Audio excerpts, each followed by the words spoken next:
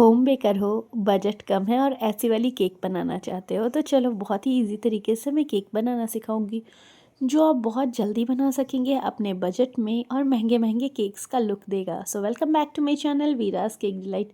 तो आज ये जो घर है वो मैं ना ही फॉन्डेंट से बताऊंगी ना ही किसी अदर चीज़ से, ये 50-50 बिस्किट से, जिसमें कि आपका बजट 5 रुपये से भी कम का लगेगा।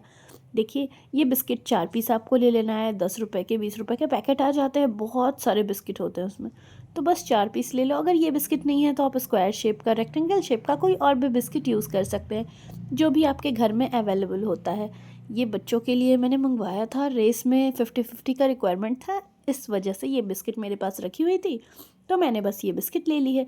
फिर देखो यहाँ पे डार्क कंपाउंड में ले ली हूँ। अगर आपके पास डार्क कंपाउंड नहीं है तो 5 वाला 10 वाला डेयरी मिल्क चॉकलेट जो होता है उसे डायरेक्टली डबल बॉइलिंग प्रोसेस से या तो मेल्ट करो या पैकेट में ही रहने दो और बॉइल्ड पानी में डालो, वो पूरा मेल्ट हो जाएगा अच्छे से। थोड़ा सा कट लगा दो और बस इस तरीके से पेस्ट कर लो।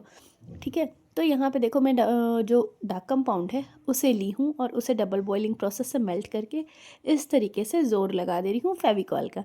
ठीक है, ऐसे करने से क्या होगा, ठंडी का टाइम है तो वो स्टिक ईजिली हो जाएगा, गर्मी में ये प्रोसेस काम नहीं करेगा। इसी वजह से तो गर्मियों में ये वाली घर नहीं बनानी है, ठंडी में बनानी है।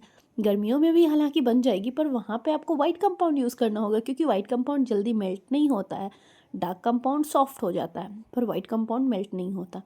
ठीक है, तो बस देखो जो भी शेप देना है इस तरीके से इसे पेस्ट कर लेना है। ठीक है, तो जैसे मैं पेस्ट कर रही हूँ बिल्कुल इसी तरीके से करना है। और अभी ठंडी का वेदर चल रहा है, ठंडी है तो मौसम ठंडा होने से क्या हो रहा है ना कि 1 मिनट के पहले ही ये सेट हो जाएगा।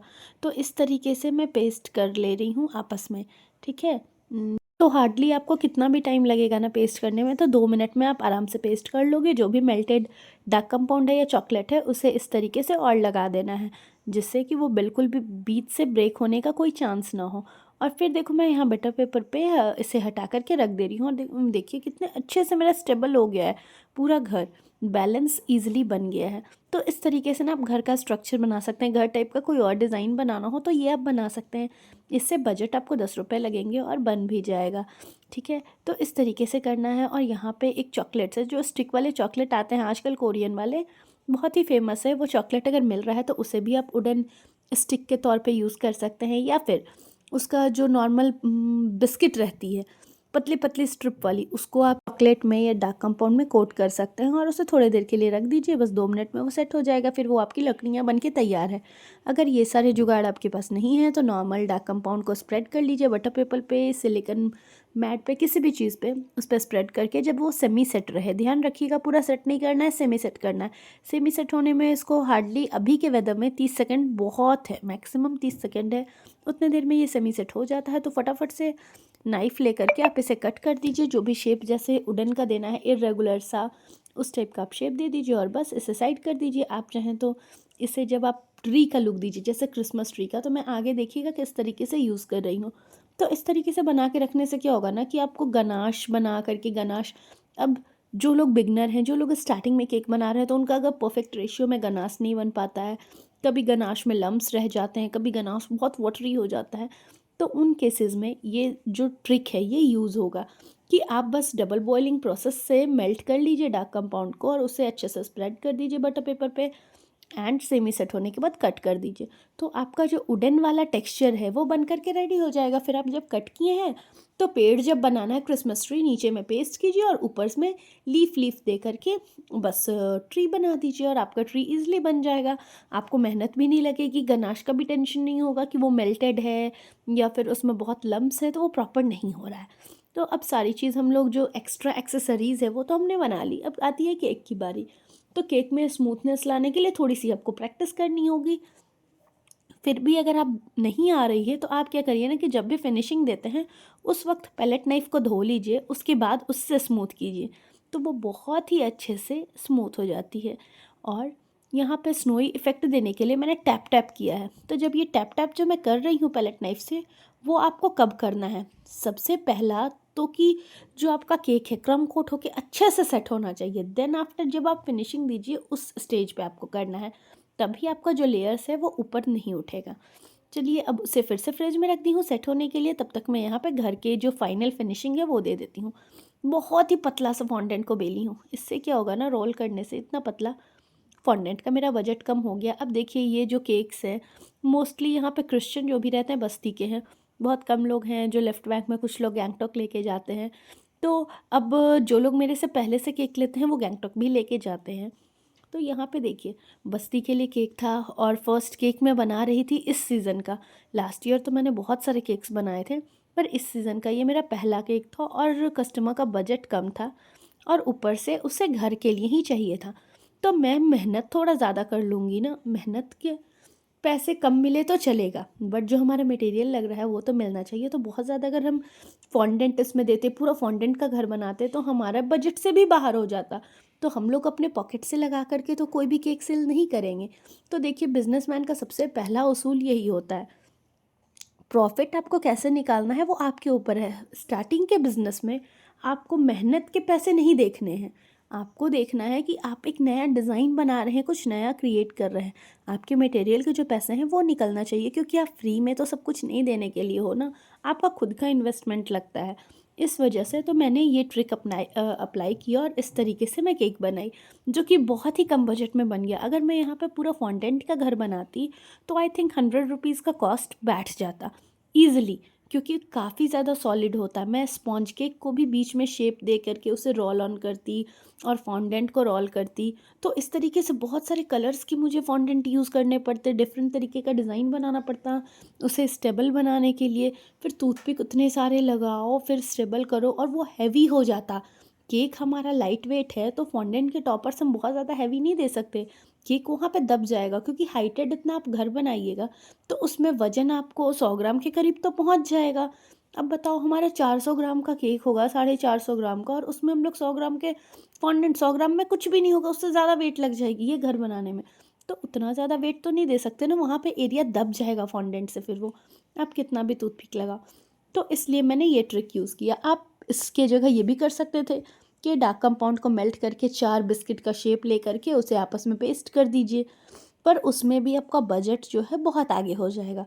फिर देखिए मैंने यहाँ पे क्या किया है, जो मैं लकड़ियाँ बनाई थी उसे थोड़ा सा क्रीम का पीक दे दी हूँ, और चारों तरफ से उन लकड़ियों को उसके ऊपर जैसे हल्का सा लेयर तिरछा टिल्टेड करके खड़ा कर दे रही हूँ। जैसे हम लोग बॉनफायर करते हैं, कैंप फायर करते हैं, उस तरीके से आग जलाने के लिए उस तरीके का क्रीम दे करके मैं रखती हूँ, जिससे वो लकड़ी का लुक आ जाए। मैं यहाँ बर्न इसलिए करूँगी, आगे में आप वीडियो को देखिएगा, मैं कैंडल को बर्न की हूँ।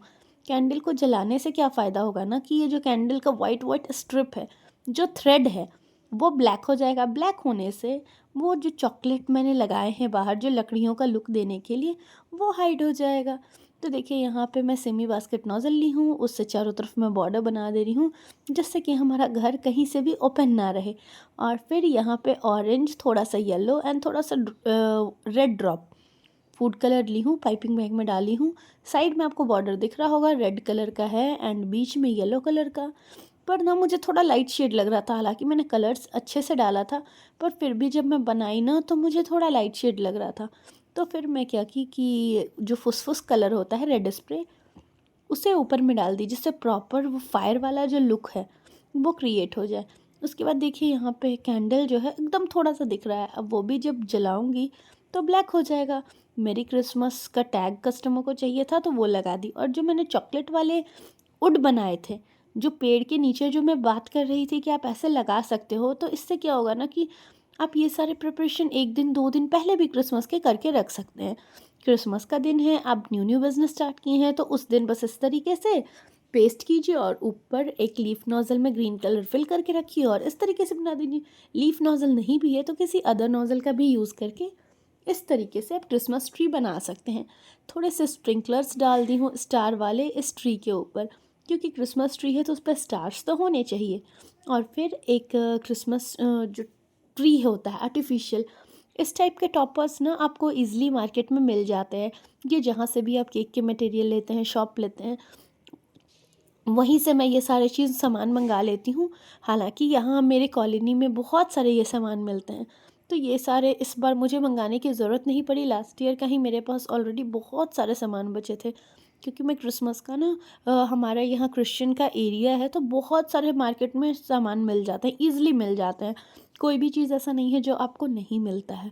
तो इसलिए यहाँ पे ईज़ी हो जाता है मेरे लिए ये सामान रखना। फिर देखिए थोड़ा-सा स्नोफ्लेक्स वाले कटर से मैं स्नो का लुक देने के लिए बहुत ही पतला-सा फॉन्डेंट रोल की, बहुत पतला-पतला। ठंडी का टाइम है, आपका केक ठंडा है, फ्रिज से निकाला हुआ है, तो उस पे पेस्ट भी कर दीजिएगा ना, तो आपको 4-5 घंटे तो ये फॉन्डेंट कुछ नहीं होगा, मेल्ट भी नहीं होगा। फॉन्डेंट का इश्यू सबसे ज़्यादा आता है मॉनसून में। उस वक्त गर्मियों में, मॉनसून में आपके जो फॉन्डेंट हैं वो स्लिप करते हैं, क्योंकि वो वाटर छोड़ने लगता है, इस वजह से वो बहुत स्लिप करता है। तो उस केसेस में आपको पीछे डार्क कंपाउंड या वाइट कंपाउंड को मेल्ट करके लगाना है। पर यहाँ पे देखिए मैंने कुछ भी नहीं लगाया, इनफैक्ट इंस्टेंटली मैं कट की हूँ, उसे सेट करने का भी टाइम नहीं था, मुझे केक थोड़ा खाली खाली लग रहा था, इस वजह से बस कट की एंड पेस्ट कर दी। फिर यहाँ पे ट्री के ऊपर थोड़ा सा न्यूट्रल जेल लगाई हूँ, जो अभी आपने देखा था ना, रब कर रही थी चेरी के ऊपर न्यूट्रल जेल और ट्री के ऊपर न्यूट्रल जेल। पानी नहीं लगाना है, न्यूट्रल जेल लगाना है, या फिर कोई भी स्टिकी सब्सटेंस जैसे कि शुगर सिरप बना करके उसे लगा लीजिए, तो वो स्टिक हो जाएगा। जब मैं वाइट कंपाउंड को थोड़ा श्रेड की हूँ, ऊपर में चेरी लगा दी और हमारा केक रेडी है। तो चलिए, अब बहुत ठंडी बढ़ गई है तो आग जलाते हैं। तो यहाँ पे मैं मैच स्टिक ले ली हूँ और उससे देखिए आग लगा रही हूँ। तो बताइए ये नेचुरल लुक आ रहा है या नहीं, ये लकड़ियों वाला।